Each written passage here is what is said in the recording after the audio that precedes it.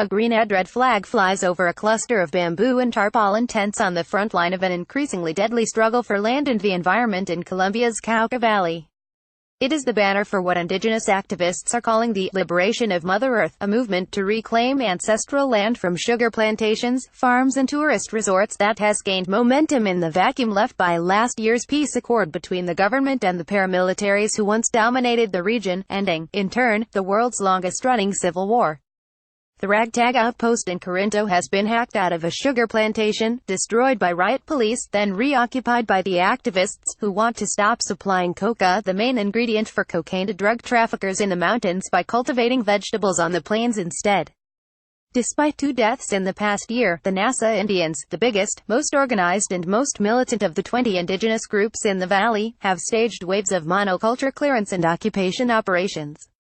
Almost every other week hundreds, sometimes thousands, of machete-bearing activists join these communal actions, known as minga, which involve burning and hacking down swaths of sugarcane, then erecting camps and planting traditional crops including maize and cassava.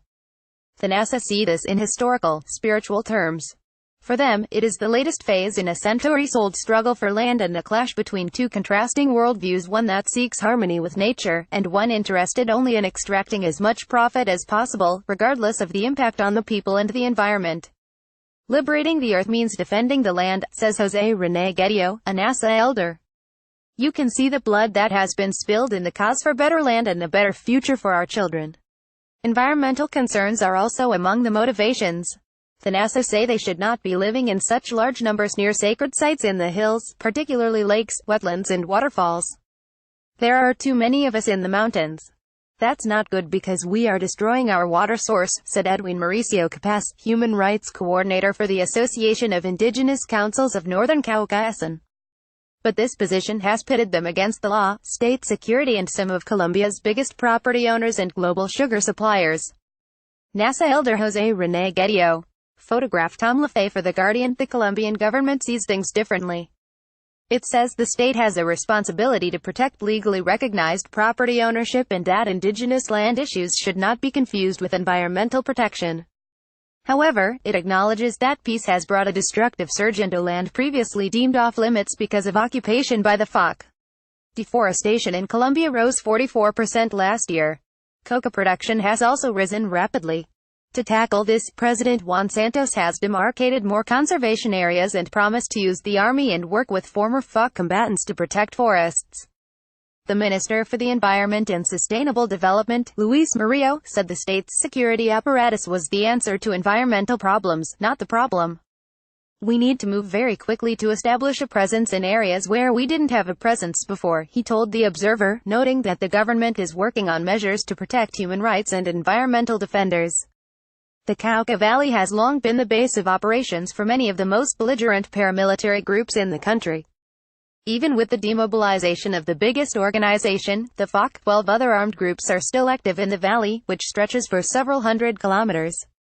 Some are armed rebels, such as the National Liberation Army, but others are little more than death squads that charge 2 million pesos £500 per killing. Drug gangs, militias and private security firms, which often overlap, have made this one of the most dangerous places in the world for indigenous rights campaigners, environmental defenders and journalists. Last year a record 37 activists were murdered in Colombia, which is second only to Brazil in a world ranking of such killings, according to the NGO Global Witness. This year looks set to be a similar story, with 28 fatalities so far. The worst clashes have occurred at Corinto, which is about an hour's drive from Cali Airport. This is where activists from the NACI have stepped up their efforts to occupy land within a vast plantation owned by Carlos Ardila Lul, a billionaire sugar, bottling and media tycoon.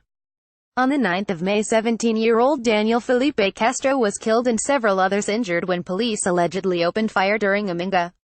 We were cutting down cane when police drove up in a pickup truck and opened fire. It was as though they were trying to fumigate us with bullets.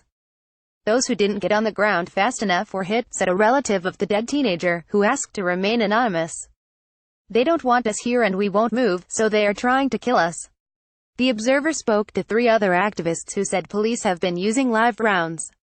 One showed a scar near his shoulder blade where he said he was shot last month. The bullet, still lodged in his body, could be felt beneath the skin on his back. Hermes Paliqua, a NASA elder, blamed the violence on the rising pressure for land now that the peace deal has opened up the region. Colombia is supposed to be in the midst of peace, but in our territories the conflict continues, he said at ASEAN's head office in Santander de Quilichao. The peace agreement has made our lives more difficult. More people are entering our territory to claim land, partly because the government is granting more concessions for mining and water use, NASA elder Jose René Guedio. Photograph Tom LaFay for The Guardian. A 2,000-strong Guardia Indigena formed from the 20 native communities in the valley has already closed down several mines despite threats from militias who are alleged to be in the employ of the owners. The volunteer force, dressed in green and red uniforms, is armed only with wooden staffs decorated with colored tassels. Now that the FARC has laid down its weapons, the Guard are becoming more assertive. Article 1 of the peace accord guarantees agrarian reform and states that land taken during the conflict will be given back to its rightful owners. The authorities do not specify what this means, but indigenous groups have interpreted this as a prompt to reclaim ancestral territory.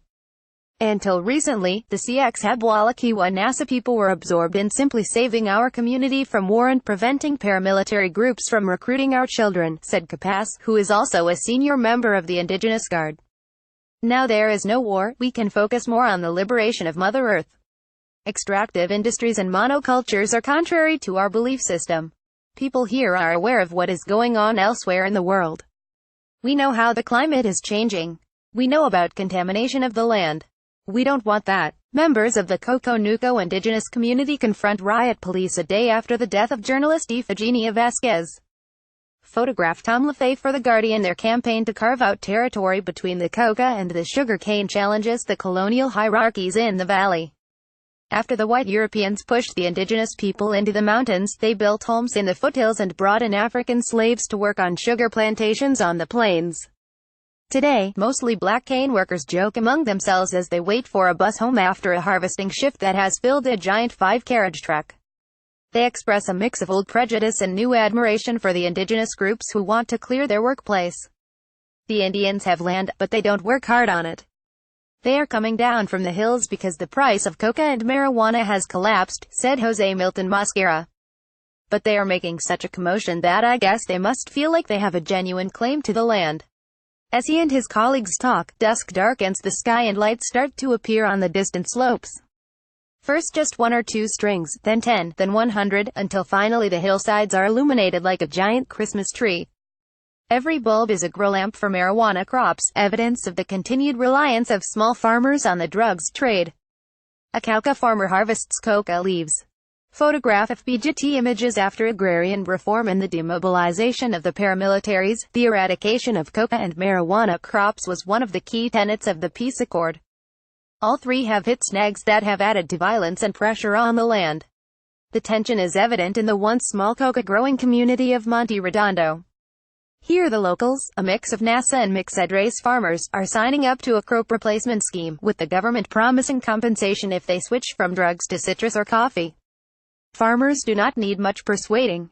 Economic forces are driving people away from drugs and towards the plains. The price of coca, which was never high at this bottom rung of the narco industry, has plunged. Growers say they are now selling for 1,000 pesos per pound, less than half the price before the peace deal. Many farmers are tired of the violence and disruption associated with the drug business, so about 95% are willing to switch despite intimidation by narco gangs who have murdered advocates of crop substitution. Even though they are afraid, people are signing up because they want to change, said Briseida Lemos Ribera, a leader of the Cocaleros coca growers. We are betting on peace, but it has made us a target of the people who benefited from war. The risks take many forms in this period of transition as former adversaries are now living in close proximity. Monte Redondo used to be a no-go area for the authorities because it was controlled by drug cartels and paramilitaries. Now it is home to 3 new encampments that sit almost side by side on the road, a police base piled high with sandbags, an army outpost with a dozen green tents and rows of prefabricated housing for demobilized FARC guerrillas. If an area isn't occupied, armed groups will move in, said an officer in the military camp. We are operating in areas where the state hasn't been before. We are just a small part and we are taking turtle steps. Coconuco women accompany Vasquez's coffin. Photograph Tom LaFay for The Guardian. But the peace is fragile. The week before the observers' visit, 3 police officers were killed in a grenade ambush.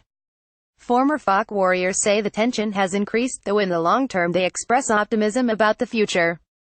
They see the peace as a victory for their long campaign for agrarian reform and fairer distribution of land. "We'd like land. We want to have a farm," said Oscar Aragon, who has just been released from prison, where he served 6 months for collaborating with the FARC. "I want to be a cowboy and raise cattle," former FARC combatant Henry Menezes tells The Observer. After 7 years in the jungle, he says he would like to write a book about his experiences and his future work to build a new community. 8 days later, he is murdered in what is rumored to be a revenge attack for the ambush of the 3 policemen. While that killing is a hangover from the Civil War, others are connected to the renewed Mother Earth campaign. Ultimately, however, despite the plethora of conflicts and militias, the fundamental cause is the same as it has been for centuries: land, and the victims are those who defend it. At the other end of the Cauca Valley, a crack of thunder rumbles through the hills as a crowd of mourners joins a funeral procession for the latest indigenous victim of the campaign to liberate Mother Earth. Ifigenia Vasquez, a radio and video journalist from the Coconuco community, which is allied to the NASA, was shot in per se on the 8th of October as she recorded an attempted occupation of Aguas Tibias, a farm and hot spring resort inside the indigenous reserve, owned by a former general. The Coconuco activists were driven back by riot police. There was an exchange of tear gas, stones and, from somewhere, a gun. Vasquez was hit twice and died later in hospital. Her colleagues at the Renacer Coconuco radio station say she was aware of the dangers, but was determined to cover a conflict that was the central concern of her community. She used to say, "The family grows, but the land doesn't. We must take back the land of our ancestors," recalled Marcela Abarama, who was with Vasquez in hospital when she died. 8 days earlier, she told me, "We must cover the Mother Earth campaign even if we might get killed." Who fired the gun is disputed. The Coconuco blame the police, who they say wanted to silence the community and scare them away from the land. During the funeral procession, the mourners expressed defiance as well as sadness. "Adelante compañero, forward, comrade," they sing, then stop outside the police station to taunt the officers inside. "You kill our women, we continue our struggle. You kill our journalists, we continue our struggle. Until when? Until forever." The authorities have a different version of events. A police officer said Vasquez was probably the accidental victim of a homemade gun used by Coconuco renegades to fire clusters of ball bearings. He showed a video clip on his phone of what he said was indigenous protesters using such a weapon on the day Vasquez died. Coconuco men hurl back tear gas canisters fired at them by riot police. Photograph Tom LaFay for The Guardian. There are multiple images of them using what looks like a crude rifle, but the friendly fire theory does not account for the fact that 2 other members of the community were shot and wounded on the same day at different places and different times. The father of one of them, Wilmar Yachi, said a bullet entered one of his son's cheeks and exited the other, a wound that is more likely to be caused by a high-caliber rifle than a makeshift ball-bearing gun. The journalist's death has resonated internationally.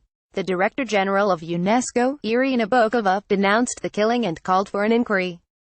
Vasquez's parents hope her death can raise awareness of the indigenous cause. "She became a journalist so she could be a voice for the voiceless," said her mother, Hilda Maria Astudillo. "She was always campaigning for her family and her children so they could live in peace when they grow up." But the peace Vasquez hoped for remains more elusive than ever. After the burial, the Coconuco crafted shields from plastic barrels sawn in half. Others collected bottles and fuel for petrol bombs. The following morning, the battle for Aguas Tibias recommenced. Several hundred Coconuco men descended on the beautiful site from all sides of the valley. They were met with volleys of tear gas from about 80 riot police camped at the farm, who had been fighting off encroachments for 4 days. The activists charged forward carrying a large wooden door as a shield against rubber bullets, so they could get close enough to throw firebombs at the police. Behind them, young and old used slingshots and a makeshift catapult to hurl stones, which were collected in satchels from the road and stacked by the Coconuco women. The police also threw stones and bolts as their arsenal ran low. On this occasion there were no guns, no deaths, no serious injuries, but the campaign to liberate Mother Earth shows just how violent Colombia's peace has become. "After 50 years of war, we still have this," said a local government official, who was turned away as she attempted to take supplies to the besieged police officers. She departed with a warning. "If we are not allowed through, the army will get involved. They will be coming soon."